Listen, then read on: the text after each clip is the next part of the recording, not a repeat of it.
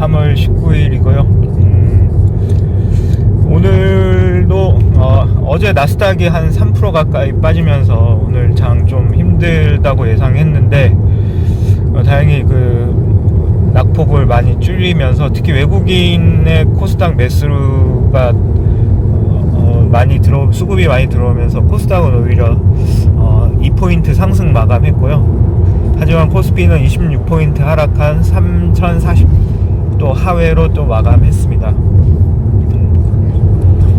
일단 FOMC는 뭐 예상한 대로 어떤 오퍼레이션 트위스트라든지 LCC라든지 일드 컨트롤이라든지 이제 그런 좀 강경책은 얘기하지 않고 금리도 동결하겠다.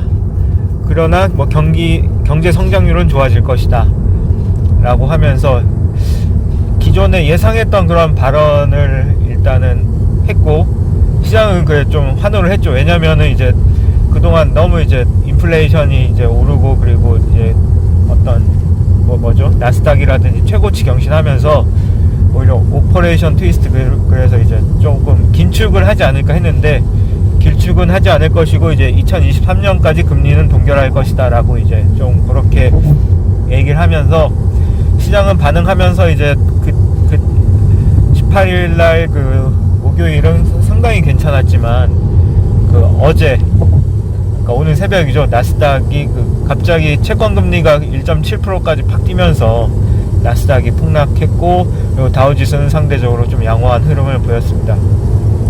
우리나라 시장도 초반에 빠지다가 후반에 많이 낙폭을 많이 했고요.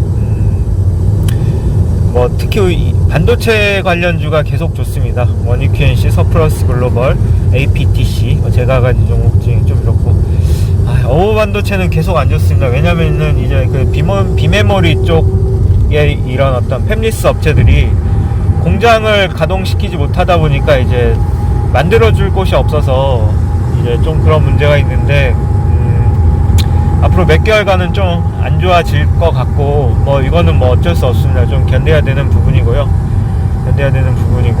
이런 부분은 누구도 예상 못했던 거고, 저도 이런 부분을 예상을 못했기 때문에 어버 반도체가 빠질 때마다 강하게 베팅을 했지만 지수가 오르는 거에 비해서 많이 못 올라서 좀 속상하긴 합니다. 효성 첨단 소재도 오늘 또 상승했고 36만 3천원 했고, 오늘 같은 경우는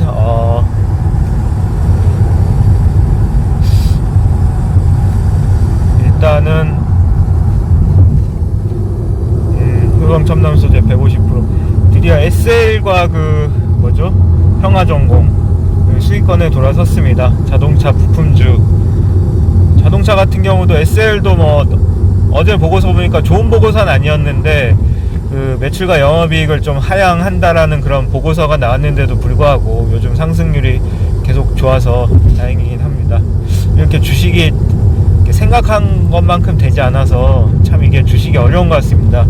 SL도 당연히 안 좋은 보고서가 뜨고, 반도체 문제 때문에 자동차의 어떤 생산량이 줄어들면서 SL에서 공급하는 LED 쪽 그런 어떤 외국의 그런 GM의 물량이 줄어들면서 SL도 이제 매출 타격이 불가피하고, 그렇지만 주가는 이미 선반영을 했고, 그런 뉴스에도 불구하고 이미 악재는 다 반영됐기 때문에 오르는 거라고 생각을 하고요. 일단은 그렇게 마감이 됐고, 수익은 오늘 300 수익, 어제는 200 수익에서 누적 수익은 3월 달에도 한 1800이 됐고, 주식 시작한 11월부터 하면은 1억 3,300의 누적 수익을 이제 나타내고 있습니다. 이렇게 상승장이나 하락장에서 이렇게 일정적인 좀 수익을 얻을 수 있다는 게 참 저로서도 다행이긴 하고, 대부분의 이런 수익은 어떤 제가 크게 가지고 있는 효성 첨단 소재 때문이 아닌가 좀 생각을 합니다. 그리고 오늘 같은 경우는 이제 좀 주식을 매매한 주식 내역을 보면, 오늘은 휠라홀딩스를 좀 샀습니다. SAS 컨텐츠 오버와 누리플랜은 약선절로 좀 일단은 정리를 했고요. 왜냐면 너무 공부도 안 된 상태에서 사기도 했고, 제가 좀 충동 매매를 한 부분이 있어서 누리플랜 같은 경우는 한 3% 올랐을 때 팔았을 걸 하는 아쉬움이 있지만 뭐 지금이라도 좀 정리를 하고, 뭐 실적이나 이런 부분은 뭐 펀더멘탈이나 나쁘지 않습니다만 제가 주식 종류가 너무 많고 일단은 좀 정리해야 될 필요성이 있기 때문에 했고, 힐라홀딩스 같은 경우는 워낙 저평가돼 있고, 그리고 주식이 워낙 많이 안 올랐습니다. 많이 안 올랐고 아직도 바닥입니다. 그래서 조금 안정권의 하반 경직성이 안정돼 있기 때문에, 최근에는 뭐 KTNG도 어제 기관과 외국인이 엄청난 매수세로 인해서 어제 2천만원 매수했는데, 어제 2천만원 매수한 거에 비해 오늘은 뭐 1.3% 확 떨어졌네요. 확 떨어졌고, 일단은 뭐 그런 부분이 있는데, 뭐 KTNG 같은 경우도 이제 뭐 이미 있는 거래량과 그리고 이미 있는 그 장대 양봉이 나왔기 때문에 어느 정도 바닥이라고 생각해서 매수했고 쭉 가지고 가도록 하겠습니다. 슬슬 이제는 조금 뭐라고 하죠? 그런 경기 민감준이, 가치준이, 성장준이를 떠나서 저도 상당히 많이 고민했습니다만, 그런 걸 떠나서 그 올해 실적이 많이 올라갈 만한 종목들 위주로 좀 매수를 좀 진행하려고 합니다. 힐라홀딩스도 이제 그 워낙 저평가되기도 했지만 작년에 코로나 때문에 매출과 영업이익이 뭐 한 마이너스 한 15% 20% 가까이 됐고, 올해는 당연히 보복 소비 덕분에 올해는 당연히 좋아질 거라고 예상이 되고요. 특히 중국 사업이 잘 될 거라는 그 보고서가 있어서 이제 강하게 매수했고, 나머지 조금 이익 나는 부분들 조금씩 팔면서 힐라홀딩스는 점진적으로 좀 비중을 넓혀 나가도록 하겠습니다. 비중을 넓혀 나가도록 하겠고, 그리고 나머지 종목들도 조금 올라갈 때마다 그 어떤 기존 가치 대비 좀 많이 오른 종목들은 좀 정리해 나가도록 하겠습니다. 이게 저 주식을 하다 보면 뭐 저도 마찬가지입니다만 여러분들도 이제 계속 그 HS든 MTS든 그 주식 창을 보다 보면 이게 충동 매매와 내동 매매를 하게 될 수밖에 없습니다. 그리고 이제 좋아 보이는 종목도 막상 내가 사서 보유를 하고 있게 되면 이게 불안하게 됩니다. 특히 그 보유 금액이 많을수록 불안하게 되고, 1%의 하락과 그리고 1%의 상승, 그런 2%의 그 작은 급등락에도 이게 상당히 기분이 이게 민감하게 반응을 하고 정상적인 판단을 할 수 없기 때문에 주식이 참 그래서 참 힘든 것 같습니다. 뭐 길게 한 3년 후에 보자라고 하면은 당연히 올라와 있을 뭐 저기 그런 종목이라고 생각하지만, 대부분의 사람들은 이제 2, 3년을 보고 난 투자할 거야 라고 생각하지만, 당장 뭐 오늘 내일 모레 생각을 안 할 수도 없거든요. 왜냐면은 그게 바로 내 수익과 직결되는 부분이 있기 때문에 생각을 안 할 수가 없는 부분이기도 합니다. 그래서 주식이란 게 참 힘들고, 그 금융장세는 뭐 흔히 뭐 좀 4가지 사이클이 있다고 하죠. 그 실적 유동성 장세와 실적 장세, 그리고 역유동성 장세와 역실적 장세, 이렇게 4가지의 뭐 봄, 여름, 가을, 겨울 하듯이 4가지의 사이클이 있다고 많이 불립니다. 해서 그 작년 3월 이후부터는 이제 유동성 장세가 시작됐고, 작년 말부터 지금부터는 이제 실적 장세가 시작된다라고 많이 좀 얘기를 하고 있습니다. 실제적으로도 이제 코스피 전체적인 이익이 19년에는 코스피 상장사 전체 이익이 한 70조라고 90조라고 하면 작년에는 130조, 올해는 뭐 150조까지 늘어난다고 좀 그렇게 많이 얘기를 하고 있고요. 그만큼 실적 장세가 되기 때문에 이제 코스피는 어느 정도 조정을 마치고 올라갈 거라는 그런 예상이 우세합니다. 뭐 저도 그렇게 생각하고요. 또 그런 거에 베팅을 해서 저도 이제 크게 이제 레버리지까지 써가면서 그렇게 주식을 하고 있는 거기 때문에, 지금은 뭐 조정이 좀 장기화되고 있습니다만, 이 조정도 뭐 길게는 한 2달에서 3달, 짧게는 한 달 이내에 끝내서 다시 점진적으로 이제 상승하지 않을까 좀 그렇게 생각합니다. 그때 되면은 그 실적이 좋은 종목들 위주로 올라갈 거라고 생각하고요. 뭐 효성 첨단소리라든지 제가 가지고 있는 그런 종목들은 오히려 더 실적을 뒷받침돼주면서 더 크게 올라가지 않을까 좀 그렇게 생각합니다.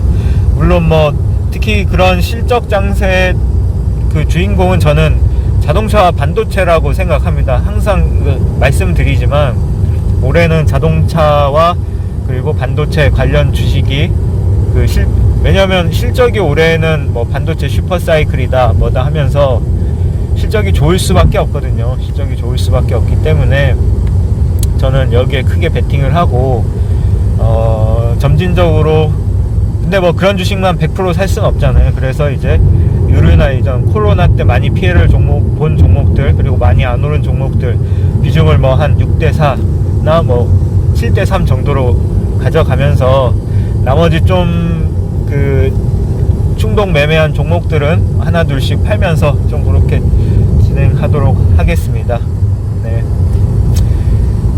최근에 좀 많이 왔다 갔다 하는 이런 어떤 코스피나 코스닥의 어떤 지수 때문에 많이 힘들 거라고 생각하고, 저도 수익은 나고 있지만 별로 좋진 않습니다. 왜냐면은 제가 주력으로 투자하는 종목들이 크게 오르지 않은 부분도 있고, 주식이란 게 솔직히 10개를 가지고 있으면 5개가 7개가 오르더라도 2-3개가 빠지면 그것대로 또 마음이 또 아픈 거고요. 또 기분이 좋진 않은 부분도 있습니다. 하지만 주식이 100% 다 성공할 수도 없고, 그때 이제 대응을 해나가면서 추가 매수를 하고 내 어떤 투자 포인트가 훼손되지 않았으면 이게 추가 매수를 하고 기다리면 되는 부분이기 때문에 너무 그렇게 힘들게 주식 투자를 생각하지 않고 즐겁게, 그리고 항상 공부하면서 좀 그렇게 했으면 좋을 것 같습니다. 이건 저에게 하는 말이기도 하고요. 저도 너무 일희일비하지 않고 좀 그렇게 했으면 좋겠습니다. 제가 아는 어떤 분도 주식을 하면서 이제 워낙 안 가다 보니까, 이제 주식이 워낙 이제 본인이 가지고 있는 종목들이 워낙 안 가다 보니까 이제 안 가고 있는 종목을 팔고, 이제 예를 들어서 성장주가 워낙 안 가다 보니까 성장주를 팔고, 이제는 금리가 오르니까 경기 민감주다 해서 경기 민감주를 갈아탔어요. 금융주라든지 아니면 의료주라든지. 근데 갑자기 이제 나스닥이 상승하고 금리가 또 떨어지면서 또 성장주가 뻥 튀고 이거 뭐지 하면서 또 성장주로 또 갈아탔어요. 근데 또 이제 또 금리가 또 급등하면서 또 이제 성장주가 또 가라앉으면서, 최근에는 그런 장세가 너무 반복되고 있는 게 사실입니다. 해서 개인 투자자들이 이거 어떻게 해야 되나 라는 생각이 많을 텐데, 그냥 가지고 있는 거라고, 저는 가지고 있는 게 가장 좋은 거라고 생각을 합니다. 그냥 본인이 가지고 있는 종목이 좋다고 판단되면 그냥 지그시 가지고 가는 게 최고라고 생각을 하고, 어느 정도의 성장주와 그리고 그런 어떤 가치주의면서 올해 실적이 작년에 코로나 때문에 안 좋은 종목들, 비율은 물론 한 본인의 투자 성향에 따라서 비율은 나뉘겠지만, 이렇게 나뉘면서 어느 정도 좀 분산 투자를 하면서 일희일비하지 말고 그냥 가지고 가는 게 저는 좀 좋은 생각이라고 판단합니다. 지금 2차전지 가지고 계신 분들 많이 힘드시겠지만, 저도 이제 SK 이노베이션과 엠플러스나 2차전지주를 많이 가지고 있는데요.